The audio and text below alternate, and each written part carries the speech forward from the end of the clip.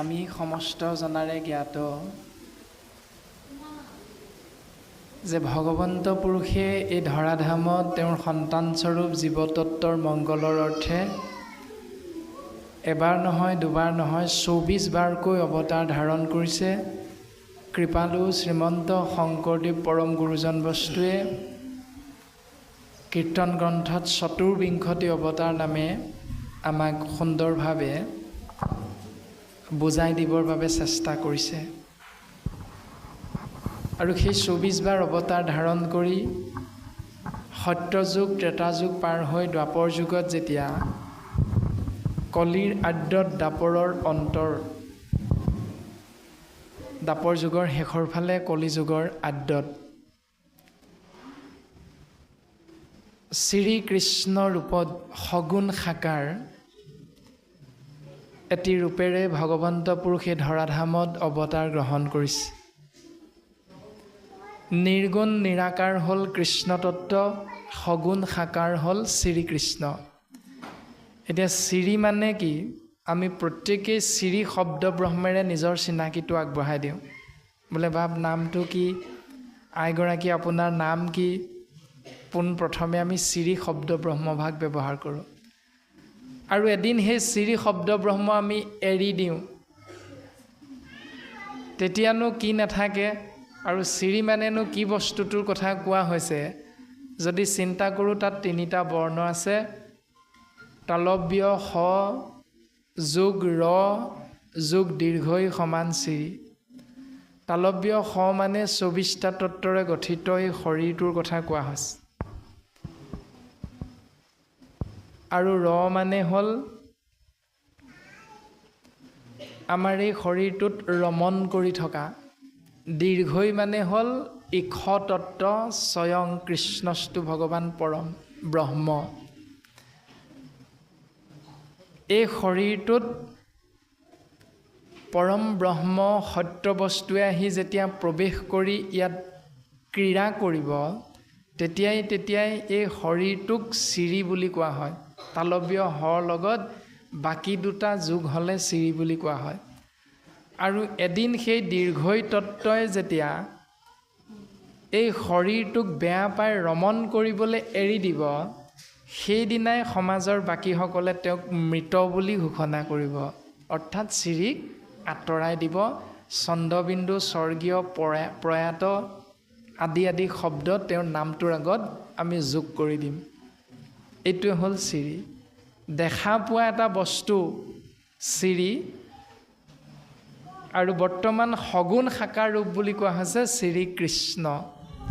তেৰাই ধৰাধামত আহিল। বিখ্যাত ভাৰত যুদ্ধ কুৰুক্ষেত্ৰ সমাপ্তি কৰি হস্তিনাপুৰৰ পৰা কৌৰৱ জননী গান্ধাৰীৰ পৰা বিদায় ল'লে, পাণ্ডৱ জননী কুন্তীৰ পৰা বিদায় ল'লে, আৰু বিদায় লৈ সাগৰ বক্ষত থকা দ্বাৰকাত উপস্থিত হোৱাৰ প্ৰাক মুহূৰ্তত কৌৰৱ জননী গান্ধাৰীয়ে কৃষ্ণক এটি অভিশাপ প্ৰদান কৰিলে যে কৃষ্ণ যি চাতুৰালি কৰি কৌৰৱ পাণ্ডৱৰ মাজত যুদ্ধ লগাই তুমি কৌৰৱ বংশক ধ্বংস কৰিলা, হে কৃষ্ণ এদিন তোমাৰো যদুবংশ তেনেকৈ ধ্বংস হ'ব। এই অভিশাপ আমি তোমাক প্ৰদান কৰিছোঁ, এইবুলি গান্ধাৰীয়ে অভিশাপ প্ৰদান কৰিলে। আৰু সেই অভিশাপকে আশীৰ্বাদ হিচাপে শিৰোগত কৰি ভগৱন্ত শ্ৰীকৃষ্ণ তত্ত্বই আহি দ্বাৰকাত অৱস্থান কৰিলে আৰু চিন্তা কৰিছে কেনেকৈ মাতৃ গান্ধাৰীৰ অভিশাপক বাস্তৱত ৰূপায়িত কৰিব। তাকে এটা লীলা কৰিছে। দ্বাৰকাৰ কাষতে থকা পিণ্ডাৰক নামৰ এক তীৰ্থক্ষেত্ৰত ত্ৰিকালদৰ্শী ঋষিমুনিসকলক একগোট কৰোৱাই তেওঁৰে পৰম ভকত জাম্বৱন্তৰ কন্যা জাম্বৱতীক যিহেতু তেওঁ ধৰ্মপত্নী হিচাপে গ্ৰহণ কৰিছিল, সেই জাম্বৱতীৰে সুযোগ্য সন্তান শাম্ব কুমাৰক 10 মাহ পূৰ্ণ এগৰাকী গৰ্ভাৱতী মাতৃৰূপত সজাই পৰাই লগৰীয়াসকলৰ লগত সেই পিণ্ডাৰক তীৰ্থলৈ পঠিয়াই দিছে। এইটো ভগৱন্তৰ লীলা। আৰু জানিব বিচাৰিছে সেই গৰ্ভাৱতী মাতৃগৰাকীৰ গৰ্ভত থকা সন্তানটি ল'ৰা নে ছোৱালী জানিব বিচাৰিছে। ঋষিমুনিসকলে ধ্যান কৰি গম পালে, বুজি পালে যে তেওঁ প্ৰকৃততে মহিলা নহয়, তেওঁ যুৱকহে। তেওঁক সজাই পৰাই মহিলাৰ ৰূপত অনা হৈছে। ঋষিমুনিসকলৰনো কিমান জ্ঞান আছে সেইটোক জানিবৰ বাবে, বুজিবৰ বাবে। তেতিয়া ঋষিমুনিসকলে অকণমান অসন্তুষ্টি অনুভৱ কৰিলে যে আমাৰ চিন্তাধাৰাক এওঁলোকে উপলুঙা কৰিব বিচাৰিছে। সেইকাৰণে ঋষিমুনিসকলে কি কৰিলে, পুনৰ অভিশাপ প্ৰদান কৰিছে যে যি ব্যৱস্থাৰ মাজত থাকি তোমালোকে আমাক ককৰ্থনা কৰিছা, তিৰস্কাৰ কৰিছা, সেই ব্যৱস্থাৰ মাজতেই যদুবংশৰ ধ্বংস হ'ব। এনেধৰণে অভিশাপ লাভ কৰি যি কাহিনীমূলকভাৱে কথাখিনি আগবঢ়াইছে এইখিনি আপোনাসৱ সমস্ত জনাৰে জ্ঞাত যে বাৰুণী সুৰা পান কৰি মাদুৰী বনৰ দ্বাৰা মৰিয়ামৰি কৰি যদুবংশৰ ধ্বংস হ'ল আৰু ব্যাধৰ শৰত হৰবিদ্ধ হৈ অশ্বত্থু বৃক্ষৰ তলত স্বয়ং জগতৰ ইখতত্বই বৈকুণ্ঠ প্ৰয়াণ কৰিছে। এই ব্যৱস্থা সুন্দৰভাৱে শাস্ত্ৰত প্ৰকাশিত হৈছে। আৰু বৈকুণ্ঠ প্ৰয়াণৰ প্ৰাক মুহূৰ্তত মহাভক্ত উদ্ধৱে ভগৱন্তক দ্বাৰকাৰ ঘোৰ অৰণ্যৰ মাজত এজোপা অশ্বত্থু পুলি আহঁত গছৰ তলত ব্যাধৰ শৰত শৰবিদ্ধ হৈ পৰি থকা অৱস্থাত লগ পাইছে। আৰু লগ পাই উদ্ধৱ মহামহন্তই বাগৰি বাগৰি ভগৱন্তৰ চৰণত পৰি কেৱল কান্দিছে, মাথোন কান্দিছে, প্ৰভু তুমি যদি আমাক এৰি থৈ যোৱা, তুমি এৰিলাতে ঐ বন্ধু মাধৱ দিনতে দেখোঁ আন্ধাৰ। তুমি এৰি থৈ গ'লে আমিতো দিনতে আন্ধাৰ দেখিম, ৰাতি আন্ধাৰ দেখাটো বহু দূৰৰ কথা। চকুত থাকি আমি দিনতে আন্ধাৰ দেখিছোঁ প্ৰভু। যদি তুমি যোৱাগৈ তেতিয়াহ'লে মোকো তোমাৰ লগত লৈ যোৱা প্ৰভু, আৰু যদি নিনিয়া তেতিয়াহ'লে মোক তৰণৰ উপায় দি থৈ যোৱা। আৰু এনেধৰণে কান্দি থাকোঁতে ভগৱন্ত পুৰুষেও দুখ কৰিছে। ভাগৱতৰ পদবন্ধত খুব সুন্দৰভাৱে প্ৰকাশ কৰিছে। হে ৰাম ভৈলন্তয়াকুল কৃষ্ণ জগত জনক কমল নয়ন ভৰি বহইলুতক।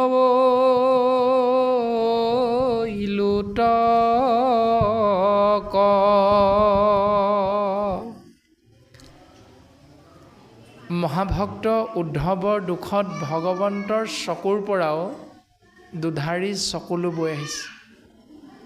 এতিয়া আমি চিন্তা কৰিব লাগে যে জগতৰ ঈশ্বৰে যে কান্দিছে, কিয় কান্দিছে? উদ্ধৱৰ লগতনো এনে কি গুণ যোগ হৈ আছে যাৰ কাৰণে ভগৱন্ত পুৰুষেও কান্দিবলৈ বাধ্য হৈ গৈছে? আমি যদি চিন্তা কৰোঁ, আমাৰ সমাজ ব্যৱস্থাত কোনোবা এজন ব্যক্তিৰ মৃত্যু হ'লে গাঁওখনৰ 100% ব্যক্তিৰ ভিতৰত 10% ব্যক্তিহে অকণমান দুখ কৰে। বাকী 90% ব্যক্তিয়ে কি বুলি কয়? বোলে হেৰা কালি আমুকৰ মৃত্যু হ'ল, গম পোৱানে? বোলে পাওঁ, কিন্তু ভালেই হ'ল দিয়া, সেইজন মৰিলে। বোলে কিয়? এই স্বভাৱবিলাকৰ কথা জানাই নহয়। এনেধৰণে কৈ কৈ অকণমান আনন্দহে লাভ কৰে। এতিয়া আমি চিন্তা কৰিব লাগিব যে উদ্ধৱৰ লগত এনে কি মহান গুণ আছিল যাৰ বাবে জগতৰ ঈশ্বৰে কান্দিছে, দুখ কৰিছে, আৰু আপোনাৰ মোৰ লগতনো এনে কি গুণবিলাক নাই যাৰ বাবে সমাজৰ 90% বা পায়ে ক'বলৈ বাধ্য হৈছে বোলে কাৰ দেউতাক মৰিল, আমুকৰ সেইটো ভালেই হ'ল, এনেকুৱা অঘাইতং।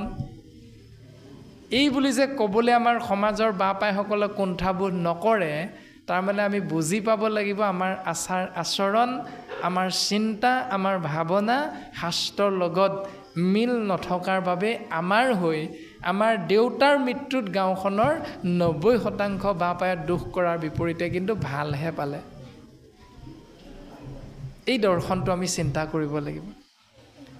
এতিয়া উদ্ধৱে ভগৱন্ত পুৰুষক লগত লৈ যাবলৈ কৈছে। ভগৱন্ত পুৰুষে কৈছে যে নাই, মই তোমাক লগত নিব নোৱাৰিম। কিয় নোৱাৰিম? কাৰণ তোমাৰ ওপৰত মোৰ এটা বিৰাট মহান দায়িত্ব অৰ্পণ কৰাৰ ইচ্ছা আছে। কাৰণ সেই দায়িত্বটো তোমাৰ বাহিৰে বেলেগ এজনে পালন কৰিব নোৱাৰে উদ্ধৱ। গতিকে তোমাক মই কওঁ, শুনা, ৰাম দ্বাৰকা নগৰ সাগৰত যাইবে তল, মই গ'লে লোকত মিলিবে বিমংগল, পিৰিবে দুৰ্জন কলি গুচিবে আচাৰ, শুইবে অধৰ্মত ৰতিজতে ক প্ৰজাৰ। হেৰা উদ্ধৱ, মই এই সংসাৰ এৰিলে সাগৰ বক্ষত দ্বাৰকাখন ডুব যাব। মই এই সংসাৰ এৰিলে কালৰ ওপৰত, সময়ৰ ওপৰত প্ৰভুত্ব বিস্তাৰ কৰিবলৈ কলিৰ আগমন হ'ব। কলিৰ কৰাল গ্ৰাসত জীৱতত্ব অধৰ্মী হ'ব, আৰু অধৰ্মী হৈ জীৱতত্বই ইজনে সিজনৰ মাজত মৰামৰি কটাকটিত লিপ্ত হ'ব। আৰু লুপ্ত হোৱাৰ মূল কাৰণটো হ'ল লুপ্ত হৈবে জ্ঞান ইটো ভকতিৰ পথ। কলিৰ কৰাল গ্ৰাসত পৰি জীৱৰ অধোগতি হ'ব, কিয়নো ভক্তিৰ পথটো জীৱই এৰাই চলিব। গতিকে উদ্ধৱ, তোমাক আমি দায়িত্ব অৰ্পণ কৰিছোঁ, ভকতিক ৰাখি তুমি থাকিও সম্প্ৰতি। তুমি ভক্তিক ৰক্ষা কৰি সমাজক উদ্ধাৰৰ বাবে এই সংসাৰত তুমি বৰ্তি থাকিব লাগিব, জীয়াই থাকিব লাগিব উদ্ধৱ। গতিকে মই তোমাক লৈ যাব নোৱাৰোঁ। এই বুলি ভগৱন্ত পুৰুষে উদ্ধৱক এটা মহান দায়িত্ব অৰ্পণ কৰিছে। আৰু সেই দায়িত্বটো অৰ্পণ কৰাৰ পাছত উদ্ধৱ মহন্তই ভগৱন্তৰ চৰণত বিভিন্নটা প্ৰশ্ন অৱতাৰণা কৰিছে। প্ৰভু, মই থাকিম, কিন্তু মোক তুমি উপায়টো দি যাব লাগিব। এতিয়া সেই উপায়টো ভগৱন্ত পুৰুষে দিছে, উদ্ধৱে প্ৰশ্ন কৰিছে। তাৰ পাছত উদ্ধৱে পুনৰ সুধিছে, ছবি চন্দ্ৰভাগীয়ে সেই প্ৰশ্ন আগবঢ়াইছে। আপোনাৰ বৰ আমনি লাগিলে কৈ দিব, কৃষ্ণ আমনি লাগিছে নি?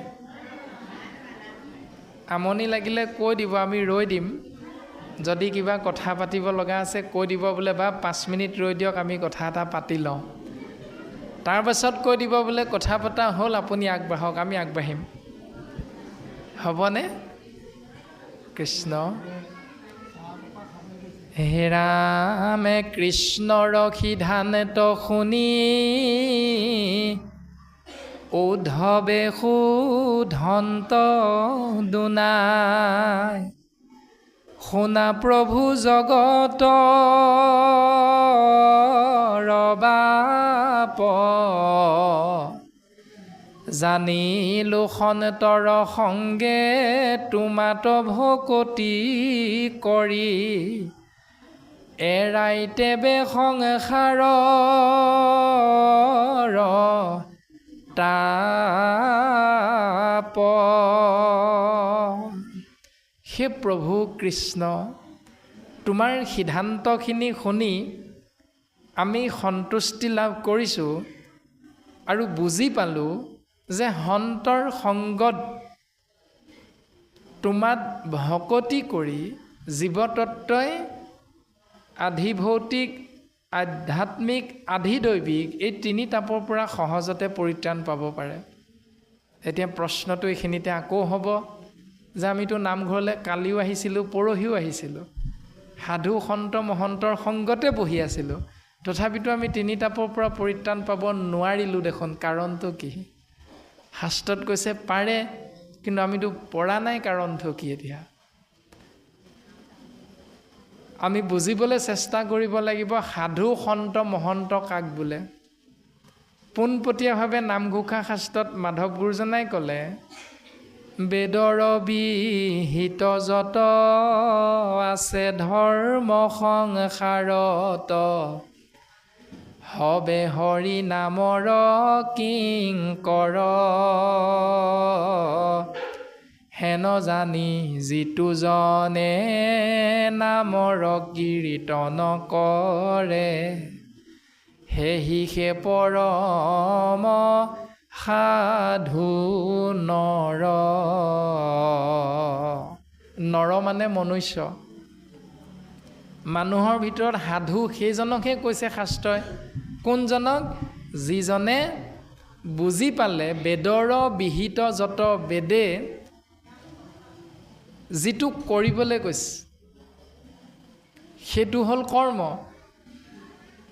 বেদে যাক নিষেধিছে সেইটো অকৰ্ম। অকৰ্ম নাচৰি হয় বিকৰ্ম পাতে। এইটো হ'ল বিকৰ্ম। বেদৰ বিহিত যত, বেদে যিটো কৰিবলৈ কৈছে সেই কৰিবলৈ কোৱা কামটো আছে যত সংসাৰত। এই সংসাৰত যিমানবিলাক কৰ্ম আছে আমি চিনি পাওঁ। যাগ যজ্ঞ পূজা পাতল দান দক্ষিণা শ্ৰাদ্ধ পিণ্ড হোম ব্ৰত তীৰ্থ স্নান ভোজনী মুণ্ডন বাৰ্থডে আদি সমস্তখিনি আমাৰ চিনাকি প্ৰত্যেকৰে। সেইকাৰণে কৈছে বেদৰ বিহিত যত, বেদত উল্লেখ কৰা যিমানবিলাক আছে ধৰ্ম সংসাৰত। এই সংসাৰখনত যিমানবিলাক কৰ্ম ধৰ্ম বুলি আমি সকলোৱে আশ্ৰয় কৰি আছোঁ সমাজ বিশেষে, সবে সকলোবিলাক হৰি নামৰ কিংকৰ। কিংকৰ মানে তলতীয়া, চাকৰ বা দাস বুলি কৈছে। সকলোবিলাক কৰ্ম ধৰ্ম কৃষ্ণ নামৰ তলতীয়া।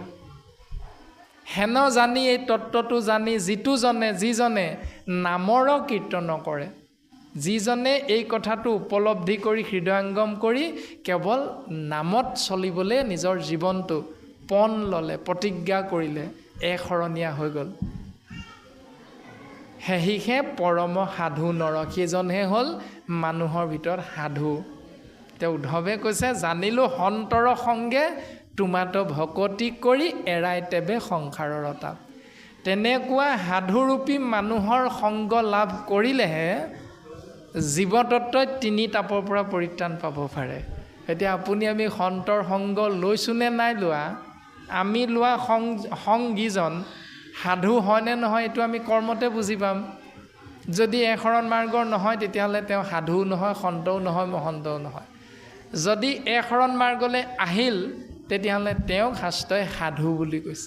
তো তেনেকুৱা সাধু সংগ ভাল পাওঁ নে বেয়া পাওঁ সেইটো আপুনি মই নিজে নিজেহে বুজি পাম। এতিয়া যদি তেনেকুৱা সাধু সংগকে শাস্ত্ৰমতে আশ্ৰয় কৰিছোঁ তেতিয়াহ'লে আপোনাৰ মোৰ মংগল নিশ্চিত। যদি তেনেকুৱা সাধু সংগৰ পৰা নিজক আঁতৰাই ৰাখিছোঁ তেতিয়াহ'লে মংগল অনিশ্চিত। আৰু উদ্ধৱে সেই কথাটো পদ্মমুখখনতে প্ৰকাশ কৰিছে ভগৱন্তৰ চৰণত। এ ৰামে তোমাৰ সংগত ইটো পৰম ভকতি পন্থ কেৱলে লোকৰ সাধৈ গতি। হে প্ৰভু, তোমাৰ সংগত পৰম ভক্তি পন্থ আশ্ৰয় কৰিলে জীৱৰ পৰম গতি সাধন হয়। এইটো তুমি মোক অকণমান আগতে এই তত্ত্বখিনি প্ৰকাশ কৰিলা, অৱগত কৰিলা। কিন্তু প্ৰভু বেদে ফুৰৈ গায়, বেদে দেখোন কৈ ফুৰিছে জ্ঞান বিনে গতি নাই। জ্ঞান মাৰ্গৰ বাহিৰে জীৱৰ গতি নহয়। আকে শুনি ভ্ৰমৈ মূৰ মতি। এই কথাখিনি শুনি মোৰ মনটো কিবা ভ্ৰমিত হৈ গৈছে প্ৰভু। কোনটো কৰিম এতিয়া, কোনটো শুনিম? বেদে কৈছে জ্ঞান বিনে গতি নাই, আৰু তুমি কৈছা ভকতিহে উত্তম পন্থ। তে মই কোনটো আশ্ৰয় কৰিম প্ৰভু?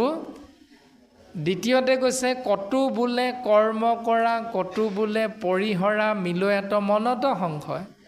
কোনো কোনোৱে ক'লে কৰ্মমাৰ্গক আশ্ৰয় কৰা, কোনো কোনোৱে ক'লে কৰ্মমাৰ্গ ত্যাগ কৰা। প্ৰভু এইখিনি শুনি শুনি মোৰ মনটো খেলি মেলি লাগি গৈছে। গতিকে তুমি বিনে নাহি আন, তুমি শিৱ সৰ্বজান, তুমি এই শিৱ, তুমি এই সৰ্বজানন্তা। হে প্ৰভু কৃষ্ণ দেৱ, তুমি আমাক সকলোখিনি কথা খৰচি মাৰি ভাল ধৰণে সহজ সৰলভাৱে বুজাই দিয়া। এই বুলি ভগৱন্তৰ চৰণত উদ্ধৱ মহন্তই সেৱা নিবেদন কৰিছে। এতিয়া উদ্ধৱৰ সৌভাগ্য হৈছিল, তেওঁ পোনপটীয়াভাৱে ঈশ্বৰক আশ্ৰয় কৰিবলৈ সুবিধা পাইছিল। এতিয়া আমাৰ দুৰ্ভাগ্য যে আমি পোনে পোনে শ্ৰীকৃষ্ণ তত্ত্বক সেৱা কৰাৰ সুবিধাকণ নাপালোঁ। সেইকাৰণে আমি কৃষ্ণক বিচাৰি নামঘৰ, মন্দিৰ, মছজিদ, গছৰ তল, বিভিন্ন দেৱ দেৱতাৰ পূজা উপাসনা কৰাৰ স্থানত গৈ চাকি বন্তি ধূপ ধূনা গুৱাপান অৰিহণা আমি আগবঢ়াই আছোঁ। আমাৰ দুৰ্ভাগ্য ভগৱন্তক পোনে পোনে দৰ্শন নাপালোঁ। তথাপিতো ভগৱন্ত পুৰুষে উত্তৰ দি থৈ গৈছে।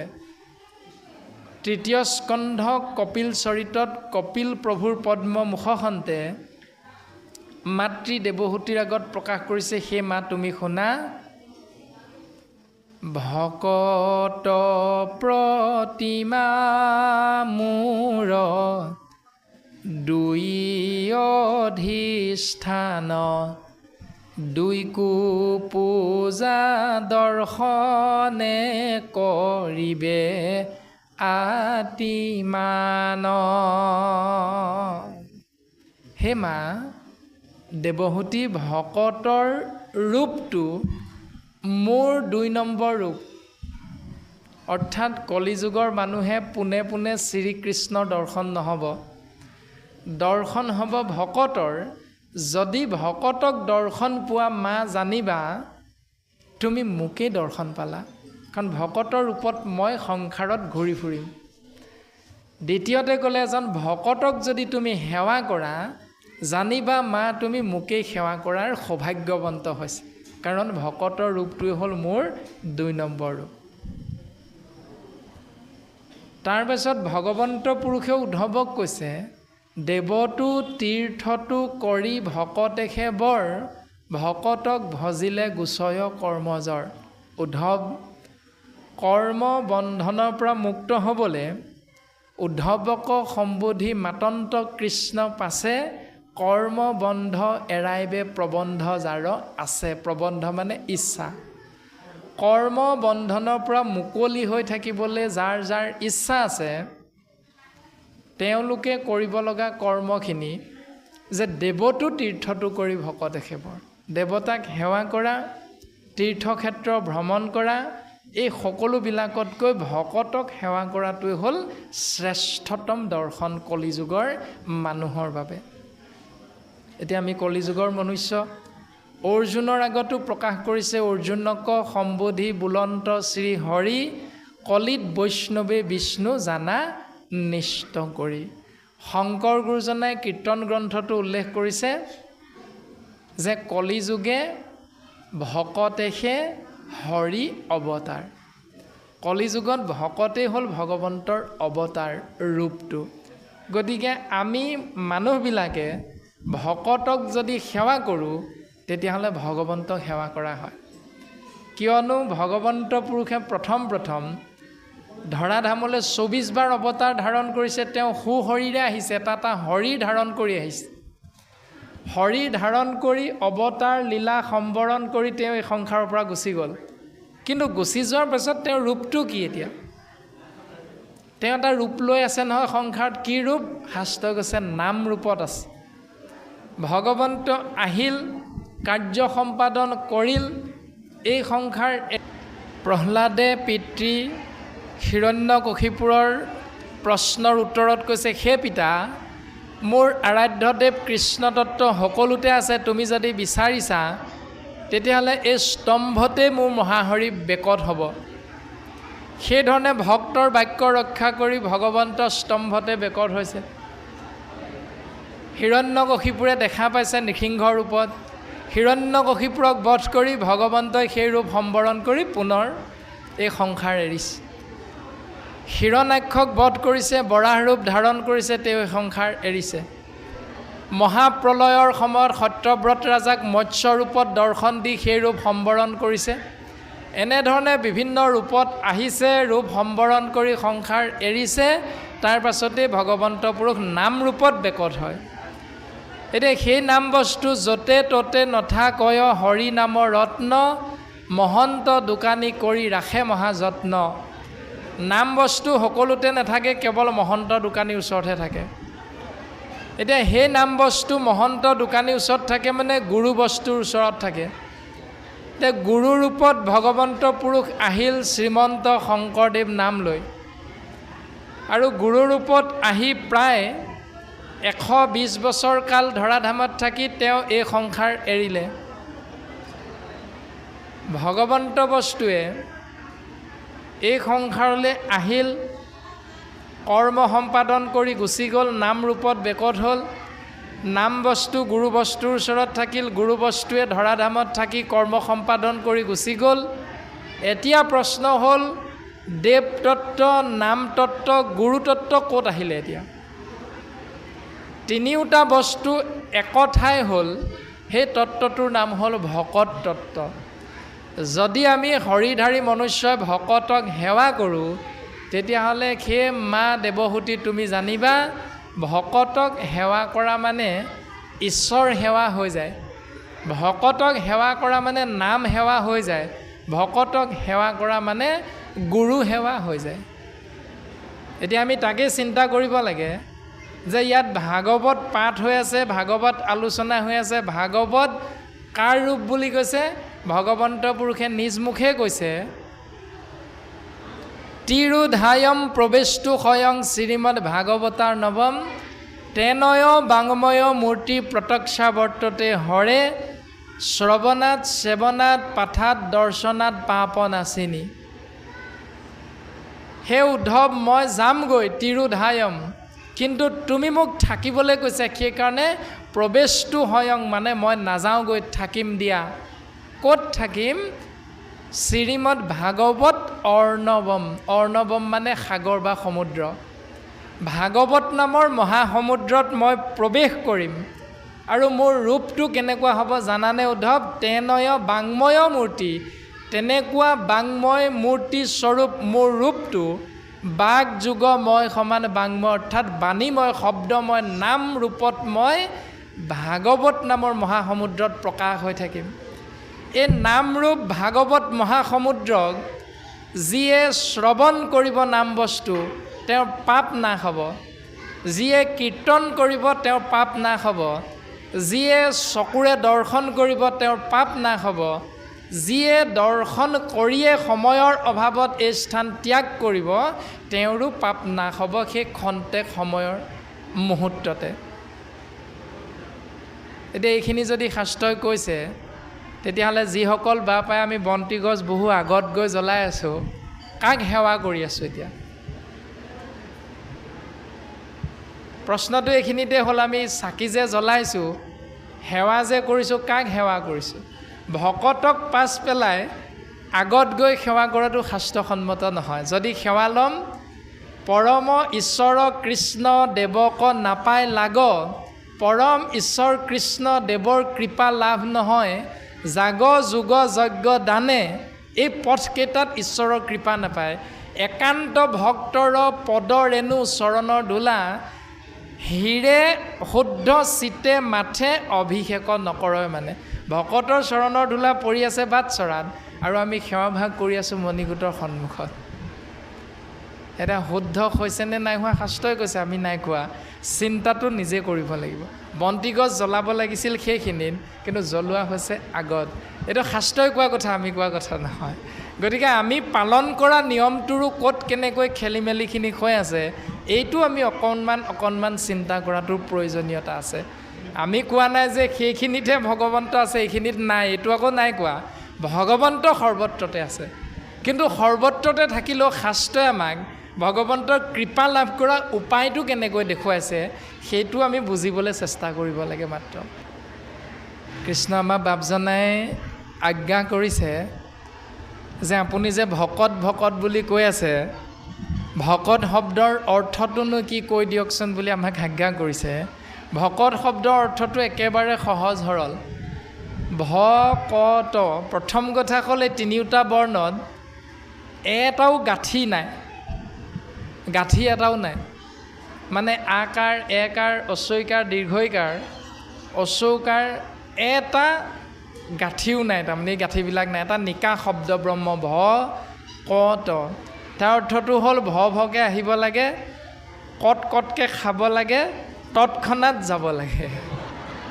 এয়াই হ'ল ভকতৰ অৰ্থ। ভ ভকে আহিলোঁ আৰু কট কটকৈ খালোঁ, তৎক্ষণাত আৰু কি কৰিবা, ইয়াত খাবলৈ পালোঁ, এতিয়া যাব লাগে আৰু। সেইটোৱে হ'ল ভকতৰ অৰ্থ। এইটো হ'ল স্বাভাৱিক চিন্তা। সমাজত এইটোৱে চলি আছে। 9 বজা হোৱাৰ লগে লগে সিদ্ধমুঠি হ'ব, সিদ্ধমুঠি খোৱাৰ পাছত আৰু নামঘৰত ৰ'বলৈ ইচ্ছাটো নাথাকে, এতিয়া যাব লাগে আৰু। তাৰমানে খাবলৈহে নামঘৰলৈ আহিছিলোঁ। সেইটোৱে হ'ল ভকতৰ উদাহৰণ। এতিয়া শাস্ত্ৰত কৈছে সেইটো ভকত নহয়। তাৰমানে ভকতৰ অৰ্থটো সেইটো নহয়।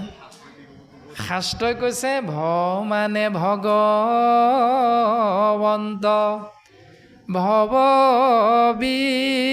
বিমোচন, ভজন ভক্তিতে পূৰ্ণ হুৱন্ত যিজন। ভ বৰ্ণটোৱে কৈছে এই সংসাৰৰ পৰা তৰি যাবৰ কাৰণে একমাত্ৰ উপায়টো হ'ল ভজনা কৰা আৰু ভক্তি কৰা। ভক্তি মানে অৰ্থটো হ'ল ভজ ধাতু যোগ ইক্তিন প্ৰত্যয় সমান ভক্তি। অৰ্থাৎ এই সংসাৰ ধৰ্ম পালন কৰোঁতে যাক অহৰ্নিশে চিন্তা কৰি থাকিলে জীৱই পৰম মংগলৰ গৰাকী হৈ যাব পাৰে, যাৰ কথা ভাবি থাকোঁতে জীৱই পৰম আনন্দৰ গৰাকী হৈ যাব পাৰে, তাৰ নামেই হ'ল ভক্তি। প্ৰথম ভ বৰ্ণটোৱে এই নিৰ্দেশনাটো দিছে যে সংসাৰৰ পৰা তৰিবৰ একমাত্ৰ উপায়টো হ'ল ভক্তি। কেনেকৈ? যাৰ কথা ভাবিলে তৰিব পাৰিবা। মহাত্মা গান্ধী মাৰ্কা থকা পইচাটো যদি দোকানত দিওঁ, তেতিয়াহ'লে আলু গুটি 3 কেজি যদি লাগে, সেই 3 কেজি দামটো দিলে আপোনাক মোক 3 কেজি আলু দিব দোকানীয়ে। যদি বোলে বাপ কৃষ্ণ আলু 3 কেজি দিয়ক, দিবনে? নিদিয়ে। কৃষ্ণ বুলি ক'লে আলু 3 কেজি নিদিয়ে। যি সময়ত যিটো কৰ্মক ধৰ্ম বুলি শাস্ত্ৰই কৈছে, সেই নিয়মটো পালন কৰিবলৈ বুজি পোৱাটোৱে হ'ল জ্ঞানী মনুষ্যৰে সিমানে কৰ্ম। এইটো হ'ল এটা স্বাভাৱিক চিন্তা। আৰু গুৰুজন বস্তুৱে কৈছে সংসাৰৰ পৰা তুমি মই যেতিয়া যামগৈ, এতিয়া যাবৰ বাবে এই সংসাৰত আহিলোঁ যেতিয়া, যোৱা মুহূৰ্তলৈকে যিটো চিন্তাত থাকিলে সকলো সময়তে কেৱল আনন্দ পাই থাকিম, সেই ব্যৱস্থাটোৰ নামেই হ'ল ভক্তি। ভ বৰ্ণটোৱে নিৰ্দেশ কৰিছে। ক বৰ্ণটোৱে ক'লে ক বৰ্ণে কৃষ্ণত শৰণ পবিত্ৰ পৰম আত্মাক মানন্ত কৃষ্ণ সমস্তকে সম। ক বৰ্ণটোৱে কৈছে শৰণ ল'ব লাগিব। ক'ত? কেৱল কৃষ্ণৰ চৰণত। ক বৰ্ণে কৃষ্ণত শৰণ পবিত্ৰ পৰম আত্মাক মানন্ত কৃষ্ণ সমস্তকে সম। এতিয়া আমি কোৱা হৈছিল যে কৃষ্ণ ক'ত আছে? মণিকূটৰ সপ্তশলপীয়া সিংহাসনৰ একেবাৰে ওপৰৰ আমহি ঘৰ ভাগিত আছে কৃষ্ণ। আছেনে? আছে। যদি তাত কৃষ্ণ নাথাকিলেহেঁতেন চাকি গছ নজ্বলালোহেঁতেন নহয়। যদি কৃষ্ণস্তু ভগৱান তাত নাই, বাটচৰাৰ সন্মুখতে মূৰটো কেলৈ দুৱাইছিলোঁ? বিশ্বাস আছে কৃষ্ণ ইয়াতহে আছে। হয়নে নহয় কথাটো? নিশ্চিত ৰূপত হয়। প্ৰত্যেকৰে বিশ্বাস আছে কৃষ্ণদেৱ নামঘৰত আছে। নামঘৰো য'তে ত'তে নাই, মণিকূটতহে আছে। এতিয়া আমি যদি চিন্তা কৰোঁ, সেই সপ্তশলপীয়া সিংহাসনৰ একেবাৰে ওপৰৰ আমহি ঘৰ ভাগিত কি আছে? গুণমালা নামৰ সৰু কিতাপ এভাগ আছে। তাততো কৃষ্ণ নাই, গুণমালা নামৰ কিতাপ ভাগহে আছে। এতিয়া সেই কিতাপ ভাগত যিটো আছে সেইটোৱে হ'ল কৃষ্ণকেন্দ্ৰিক, কৃষ্ণস্তু ভগৱান। আপোনাৰ মোৰ বিশ্বাসে কয়। সেইকাৰণে বাটচৰাৰ সন্মুখতে মণিকূটৰ ফালে চাই কৃষ্ণ বুলি মূৰটো দুৱাই দিওঁ। নহ'লে আপুনি মই কৃষ্ণ বুলি মূৰটো নোদোৱালোহেঁতেন। এতিয়া যদি কৃষ্ণ তাত আছে, তেতিয়াহ'লে শাস্ত্ৰই আমাক কি বুলি ক'লে? আত্মাক কৃষ্ণ বুলি মানিবলৈ কৈছে। তাৰমানে কৃষ্ণদেৱ মণিকূটত নাই, উদ্ধৱক ক'লে সমস্ত ভূততে ব্যাপী আছো মই হৰি সবাকো মানিবা বিষ্ণু বুদ্ধি খেন কৰি। তুমি সকলোকে ঈশ্বৰ জ্ঞান কৰিবা। ক বৰ্ণতে এই দৰ্শনটো দিলে যে সমস্ততে মই আছোঁ, গতিকে সকলোকে তুমি আত্মাৰ ৰূপত মোকেই ভাবিবলৈ চেষ্টা কৰিবা। ক বৰ্ণে কৃষ্ণ ধৰণ পবিত্ৰ পৰম আত্মাক মানন্ত কৃষ্ণ সমস্তকে সম। এতিয়া মানিছোনে নাই মনা এইটো নিজেহে বুজি পাম। এতিয়া বুজি পাবৰ বাবে আমি কি কৰিব লাগিব? ৰাম সমস্ত কাষ্ঠতে অগ্নি আচন্ত বিয়াপি ঘড়ীখন বিনে টাংক নেদেখে কদাপি। চাকি জ্বলোৱা বাপাই কেইজনে মাটিৰ পাত্ৰভাগ কলপাতত আগবঢ়াই দিয়ক। প্ৰথম মিঠাতেলৰ সৰু বটলটো বা পেকেটটো কলপাত খিলাতে থৈ আহক। শলিতাডালো তাতে থৈ আহক। ধূপৰ পেকেটটো কাষতে থওক। জুই হলা বাকচটো থৈ আহক। চাকি গছ নিজে নিজে জ্বলিবনে? নজ্বলে। ধূপ কেইডাল নিজে নিজে জ্বলিবনে? নজ্বলে। কেনেকৈ জ্বলিব? জুই হলা বাঁহটোৰ বাহিৰ ফালে খাৰ আছে, ভিতৰত থকা কাঠিবিলাকৰো এটা মূৰত খাৰ আছে। উলিয়াই লৈ খাৰে খাৰে ঘৰখন কৰিব লাগিব, তেতিয়া বিচৰা ধৰণে জুই দেখা পাম। সমস্ত কাষ্ঠতে অগ্নি আচন্ত ব্যাপী। অগ্নি সকলো কাঠতে আছে, কিন্তু ঘৰখন নকৰিলে আপুনি মই অগ্নিতত্ত্বটো চকুৰে দেখা নাপাওঁ। ঠিক তেনেধৰণে শাস্ত্ৰই কৈছে সেইমতে কৃষ্ণ আশা সবাৰো হৃদিত। সেইধৰণে কৃষ্ণ তত্ত্ব সকলোৰে হৃদয়তে আছে। ভকতি নভৰিলে জানা নোহন্ত বেকত। তুমি ভক্তি নকৰিলে কৃষ্ণক হৃদয়ৰ মাজত দেখা নোপোৱা।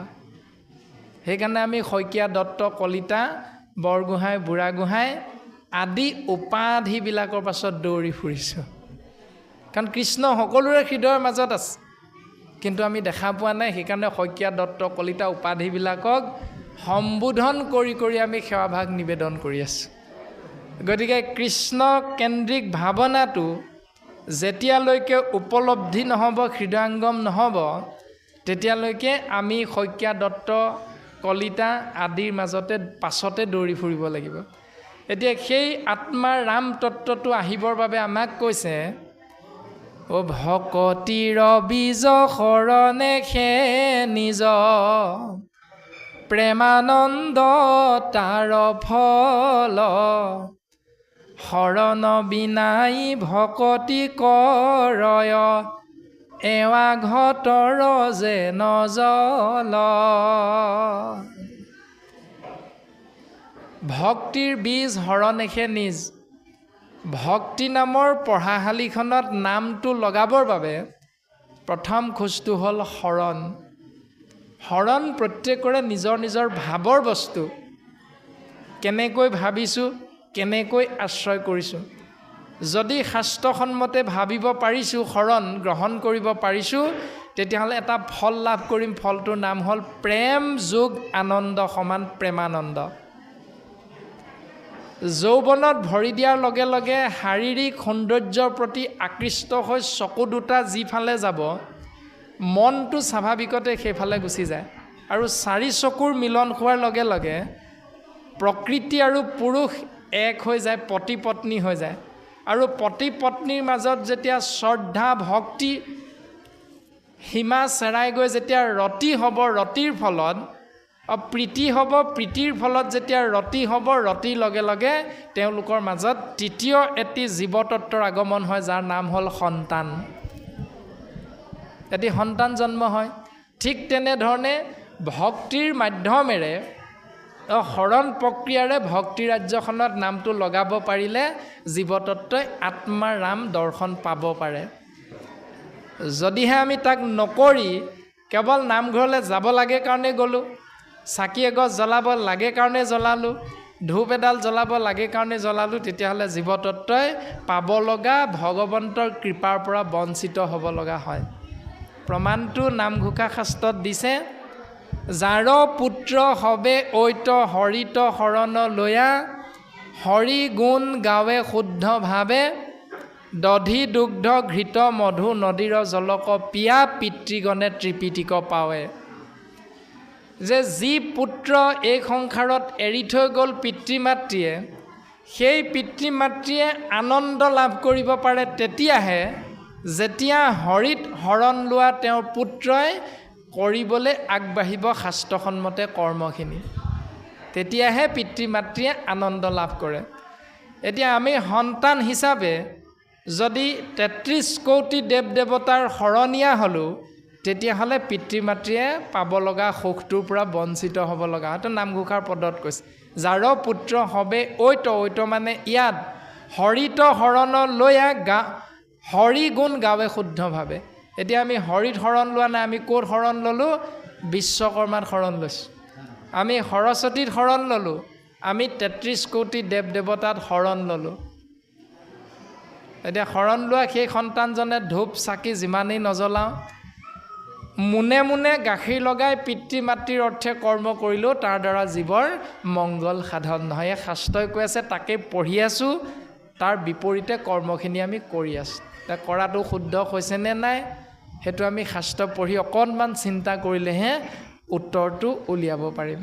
ত বৰ্ণটোৱে ক'লে তৰণৰ উপায় শৰণ, হৃদয় পদ্মত ধৰে কৃষ্ণৰ চৰণ, এহি তিনি অৰ্থে জাক বেঢ়িয়া আশ্ৰয়, সৰ্বজনে সেইজনক ভকত বোলয়।